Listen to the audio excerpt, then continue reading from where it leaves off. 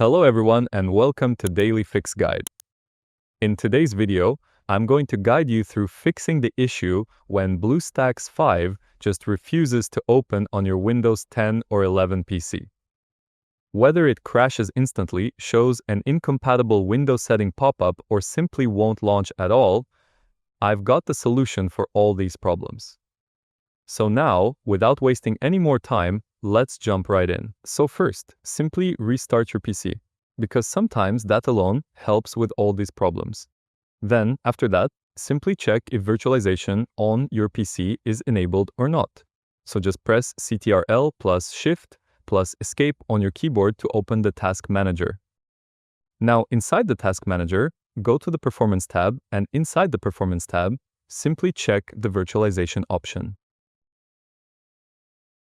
And if it says disabled, you need to enable virtualization in your BIOS manually, because this is required for BlueStacks to run smoothly on your computer, and this is the most important part as well. Now, if you encountered an error like incompatible Windows settings, that usually means Hyper-V is enabled and causing conflicts on your computer. You can disable it either through Windows features or using the command line as well. So, if you want to disable it, I will show you both methods. First, open your command prompt. And in the command prompt, simply paste this simple command, as you can see right here. You can directly copy it from the screen. Once you have run this command, simply restart your computer and Hyper-V will be disabled. Alternatively, what you can do is simply go to your control panel. Open your Start menu, search Control Panel, and then simply go to Programs. Then simply choose Turn Windows Features on or off. Now in this menu, right here, you have to disable a few features. For example, first look for Hyper-V. Make sure to uncheck this option. Next, make sure that Virtual Machine Platform is also unchecked. And after that, the same goes for Windows Hypervisor Platform. Then scroll down, search for Windows Sandbox. Make sure it is also unchecked. Then scroll down and also uncheck Windows Subsystem for Linux. Once every one of them is unchecked, simply click on OK and restart your computer once more. Now, even after disabling Hyper-V, BlueStacks may still not open unless you update either BlueStacks itself or the GPU drivers, because either one of them might be outdated. So firstly, let's go for BlueStacks. So open BlueStacks directly, as you can see here. Now wait for a few seconds. So now, as you can see, BlueStacks is starting. So what you do is click on the Settings option, and here in the Settings panel, go to the About section. And in the About section, simply click on Check for Updates, and then simply wait for a few minutes, and if there are any latest updates, update to the latest version of BlueStacks. Next, simply check if your graphics drivers are causing any issues or not. So what you do is go to the official page of your graphics drivers. Like, for example, if you have AMD graphics card, go to AMD's official page.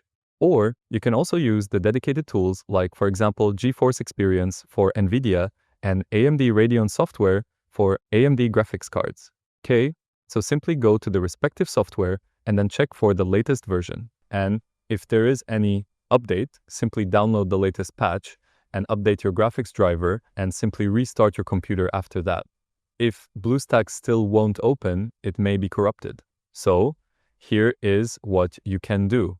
Simply open a new tab on your browser and then search for BlueStacks Cleaner. So now, after searching for BlueStacks Cleaner, open the second option right here. You can directly download the cleaner and then uninstall BlueStacks. This tool will help you clean any leftover files. Once that is completed, you can reboot your entire PC and then download the latest BlueStacks installer and do a fresh install. Now, a quick warning that I would like to give: reinstalling can remove all installed apps and data unless you have backed up or synced with your Google account. Okay, so definitely keep that in mind. Now lastly, you can allocate CPU or RAM power to BlueStacks directly. So what you would do is go to your Start menu and search for BlueStacks Multi-Instance Manager. Click on that. Now, wait for a few seconds. Now here, depending on the system that you have, set the CPU cores to at least 4 and the RAM also to at least 4. Then go to the display section here. You can choose whatever settings you want depending on your needs. Lastly, go to the graphics section and here, make sure to choose Vulkan and OpenGL and then save the settings. Now, you can do the same settings by going inside the main BlueStacks application as well. So, if you click on BlueStacks, as you can see right here, then click on the 3 dots, then Settings. So now here you'll have a few more options as you can see right here. So basically, most of the things will be the same as before. The CPU cores will be at least 4. The RAM will be again at least 4, and in the performance mode, make sure to choose high for best output, and the display settings will be again the same. And that goes for the graphics as well. Once you have done all the changes, click on Save, and that will be it. Now there are a few bonus tips that I would like to give. So first, close unnecessary apps with the help of Task Manager to improve your game or app performance in BlueStacks. Second, you can temporarily disable antivirus if it's interfering with BlueStacks launch. And lastly, ensure your PC meets the minimum requirements, which are Windows 10, 4GB RAM, and admin access. So that's it. BlueStacks 5 should now open without issues on your Windows 10 or 11 systems. So I hope you find this video helpful. If you did, please give this video a thumbs up, share it with your friends, and subscribe to the channel for more helpful videos. So thank you for watching and take care.